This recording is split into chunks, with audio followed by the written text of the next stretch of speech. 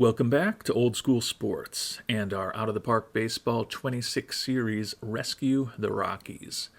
And we are at the All-Star break in 2029. Been mixed results for the Rockies this year. After a really good start, we've been a pretty mediocre team in June and into the first half of July.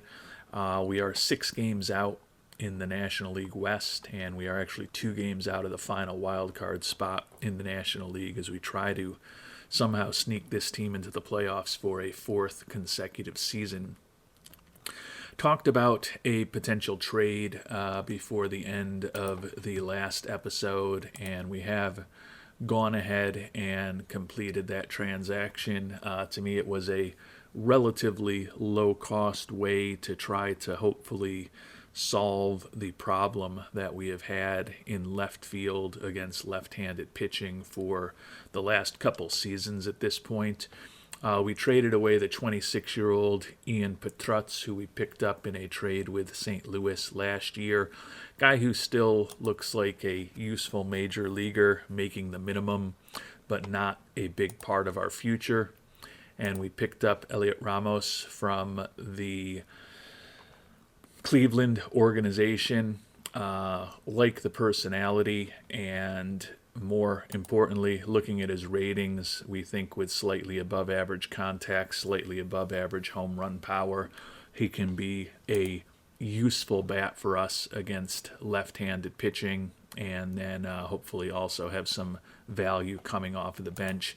Taking a look at his career batting stats, he's got a 111 WRC plus for the Giants and most recently the Guardians, but pretty dramatic splits over the course of his career. 105 against right-handed pitching, so just slightly better than league average.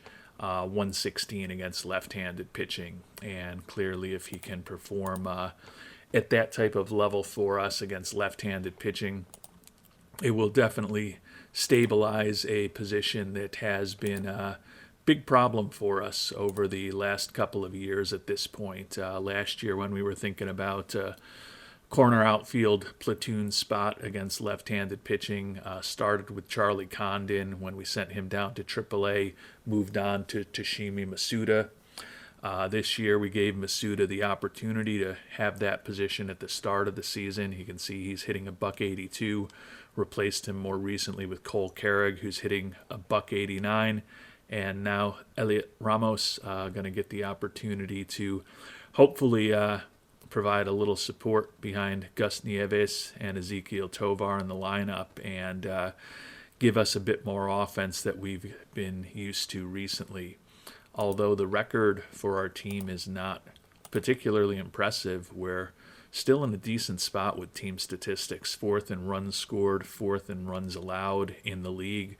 That would typically, if you're basically in the top quarter in both runs scored and runs allowed, also have good defense and pretty solid on the base paths, you think we should be competing likely for home field advantage in the National League rather than being a team that's on the outside looking in at the playoffs as we sit here in mid-July.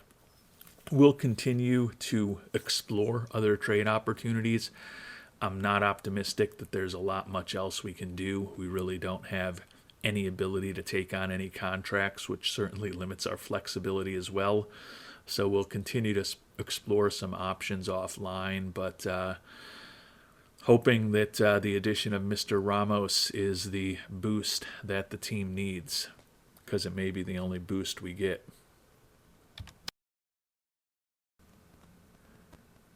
And as we can prepare to come out of the All-Star break, we've promoted Braden Nett back from AAA Albuquerque.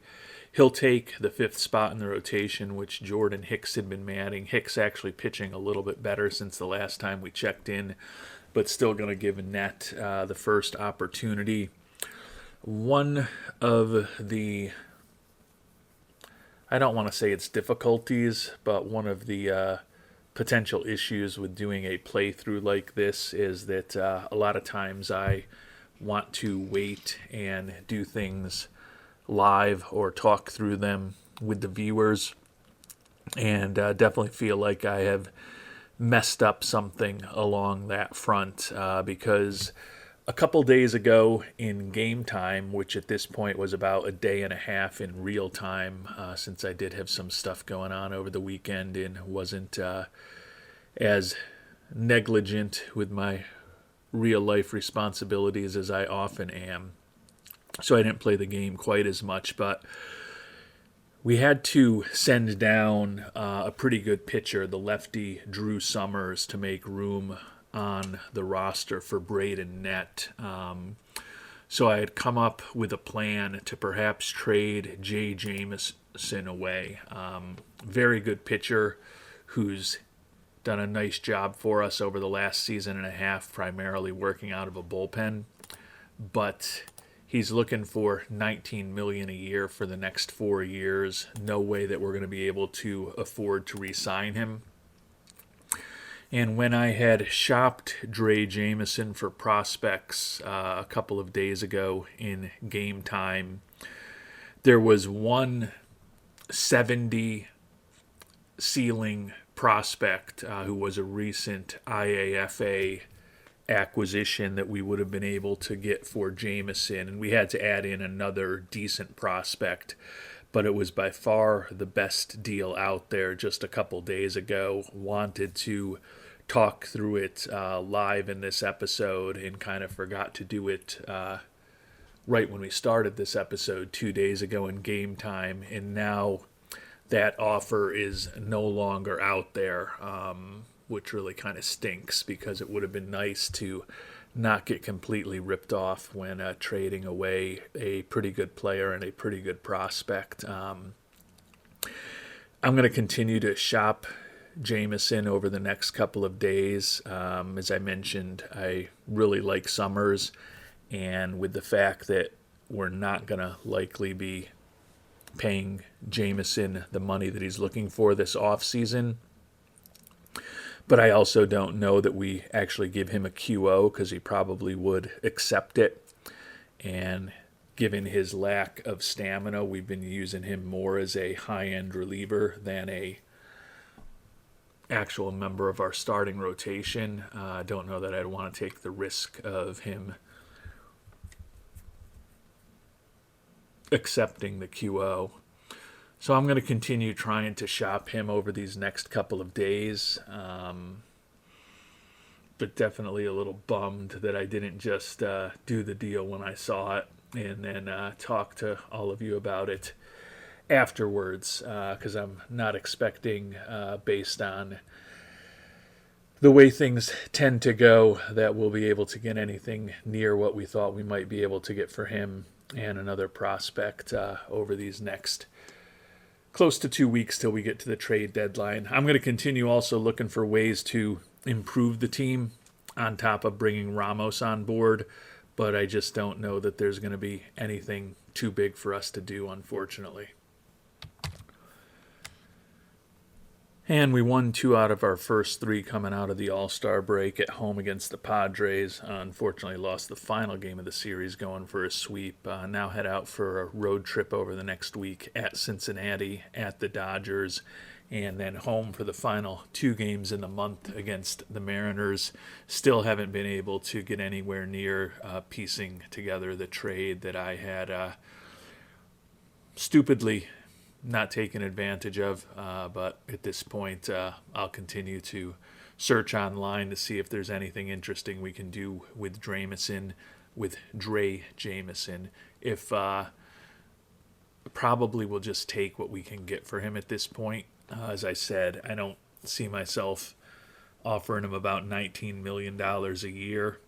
Given his age, given the poor work ethic, I also don't know that I want him to accept a QO, which I think he very well might if we made an offer to him of one. So I think we probably trade him for whatever we can get as long as it's something of some value. We've simmed ahead a couple of days, lost the first 2 games on the road against Cincinnati, so our record has slipped to just 53-49. Just to put how angry I am for not taking advantage of that trade into context, we're offering to retain every bit of Pablo Lopez's contract this year and next year. So the rest of the 20 million that he's owed this year, and then the 20 million that he's owed next year as well. And you can see there's only one player in all of baseball that we can even get in return for that, the veteran Josh Taylor. And it's not like Lopez is even having that bad a year. 9-6 with a 4.40 ERA, 1.7 WAR. But just seems like the trade settings are definitely not helping us at this point, which makes me kick myself even more for not taking advantage of that trade about a week ago that I really should have. So dumb sometimes. And just for the fun of it, I've spent a bunch of time offline trying to figure out who the player was, and I have tracked him down. The guy that we could have gotten about a week and a half ago is Gabe Gonzalez. Went through the IAFA signing period this past January. He's been playing in the DSL for the Brewers and playing very well. He's an outfielder, so it's not a huge area of need for us. But like I said, I just love that he was a high potential guy, good range, good speed, good bunter, and a potentially interesting bat if he reaches his full potential. Now he probably won't, so the bat is likely to be about a major league average bat when all is said and done, but still with a solid glove, solid speed, high work ethic, and a useful bat. Thought that he would be a interesting guy to get in return. When we had shopped Jameson originally, the only guy that we needed to include with him to get it done was Cole Klecker, who is at this point one of the better prospects in our organization, although he has an ERA of 6.5 in AAA Albuquerque this year. He still has a winning record, and he's been above replacement level. Looks like he could be a useful major league starter in the not too distant future. So I didn't love including him as well, but he is almost 25 years old, and we've never played him at the majors yet. So I was definitely going to do that. Unfortunately, the demands of the Brewers since that one lucky time have gotten ridiculous, and we'd have to add in the best prospect in our organization, the number 17 prospect in baseball, Kevin Roberts Jr., with those other two to get the deal done, which is certainly not something that we're going to do. Roberts continues to play well in high A ball, and in just a couple days when we get to August, we will be promoting him up to Double A. But definitely bummed I didn't take the advantage of the opportunity to get Gonzalez. I think we ultimately do trade Jameson away, but it's looking more likely that I'm just going to just have to take a useful-ish major league player in return to him, because it just doesn't seem like there's any minor league prospect package that's all that interesting for him, unfortunately.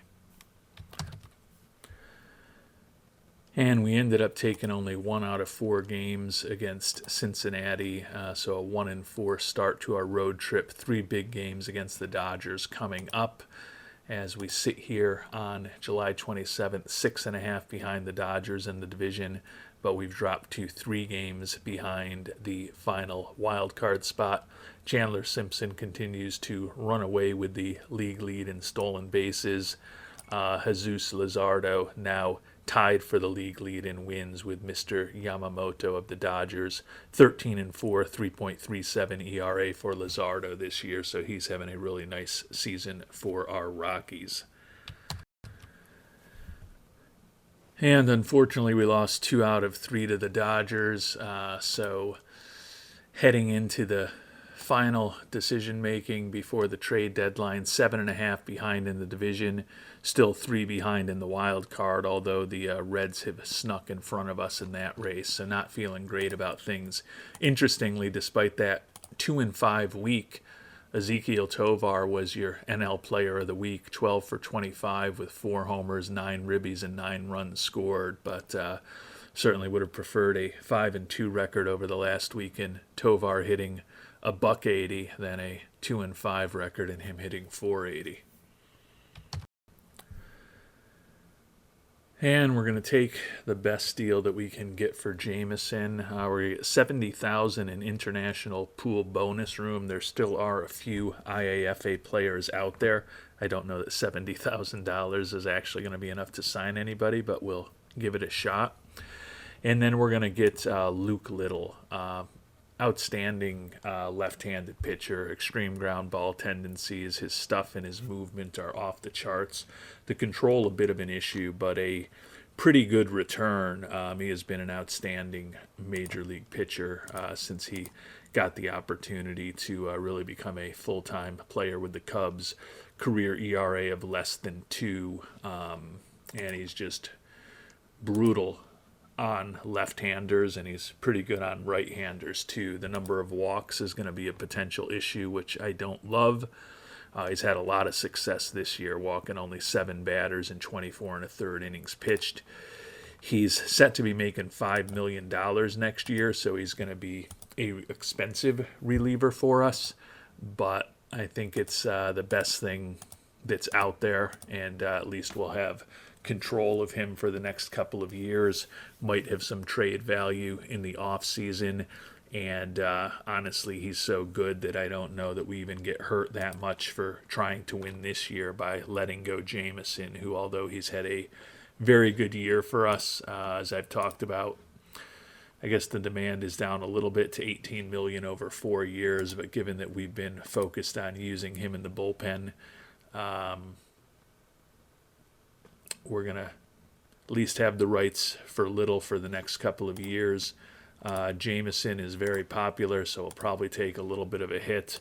Luke Little, hopefully he'll become a folk hero with us in Colorado, but right now we'll probably also take a little bit of a hit to our fan interest by making this deal. But it is what it is. The deal is done. And we did not do anything else before the trade deadline, so relatively quiet for our Rockies. Did win the final 2 games of the month back at home against Seattle. So as we sit here on August 1st with 2 months to go in the season, 6.5 behind the Dodgers in the NL West race, and we are 2 behind both the Cubs and the Phillies for the final 2 wild card spots in the National League. Chandler Simpson continues to run away with the National League lead in steals. Luzardo now tied with Jacob deGrom at 41 years old, pitching for the Phillies with 13 wins, both of them a win behind Mr. Yamamoto. Take a look at the team statistics here, and we did have a 14-12 record in July, so bounced back modestly after that poor month of June. Hopefully we can play more like we did in April and May over the rest of the season as we try to clinch a playoff berth. Still 4th in the National League in runs allowed. We've dipped to 4th in the National League in runs scored. We've dipped to 5th in runs allowed. Still a pretty good defensive team, decent on the base paths. So we're going to see what we can do with the guys who are on our team. Hopefully we've got some help coming from AAA as well when we get to September. The goal is definitely to get this team back into the playoffs, but I think it's going to be a bit tricky to figure out whether or not we'll be able to get there with this squad or not. But we're going to run with the guys that have gotten us this far, and hopefully we can play better in August and September than we have in June and July. And if we're able to do that, I think we've got a decent chance of guiding this team to a 4th playoff appearance in our 5 years here in Colorado. And we'll find out whether or not we are successful in that goal in our next episode. Until then, thanks so much for watching, and hope you have a great day.